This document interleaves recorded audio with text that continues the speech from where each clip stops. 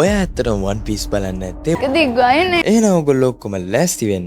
මොකද Netflix ලයි විඩ් studio වෙලා එකතු වෙලා අපි බලාපොරොත්තු නොවුණු විදිහේ සුබ ආරංචියක් ගෙනල්ලා තිනවා. ඒ තමයි One Piece remake එක. යා ඔයගොල්ලෝ හිතනට වඩා මේ සීරීස් එක නම් අලුත් විදිහකට තමයි එන්න යන්නේ. දැනට ලැබිලා තියෙන තොරතුරු වලට අනුව remake එක එන්න තියෙන්නේ 2027 පෙබරවාරි වල. by the way ඔයගොල්ලෝ කල්පනා කරනවා නම් විඩ් ස්ටුඩියෝ කියන්නේ මොකක්ද කියලා. විඩ් ස්ටුඩියෝ වල තමයි Attack on Titan, Spy X Family, Vinland Saga වගේ ගොඩක් ප්‍රසිද්ධ anime animate කරලා තියෙන්නේ. So ඉතින් ඒකෙම ඔයගොල්ලන්ට තේරුම් ගන්න පුළුවන් මොන වගේ animation quality එකක්ද මොන වගේ fighting quality එකක්ද මේකේ බලා ගන්න පුළුවන් වෙන්නේ කියලා. මේකේ තියෙන ලොකුම විශේෂත්වය තමයි පළවෙනි season එකට එන්නේ episode 7ක් විතරයි. හැබැයි කලබල වෙන්න එපා. හැම episode එකක්ම සාමාන්‍ය anime එකක් වගේ නෙමෙයි. විනාඩි 40කට වඩා දිගයි කියලා තමයි Netflix ලා කියන්නේ. හරියට Steel Ball Run එකේ වගේ තමයි. මුළු run time එකම විනාඩි 300ක් වෙන අතර සීමිත episode 7 ඇතුලේ ඒගොල්ලෝ manga chapters 50ක්ම cover කරන්න ලෑස්ති වෙන්නයි යන්නේ. ඒ කියන්නේ Luffy මුහුදට යන තැන ඉඳන් Zoro, Usopp, Nami වගේ කට්ටිය හම්බෙන එකේ ඉඳලා අන්තිමට Sanji හම්බෙන කතාව වෙනකල්ම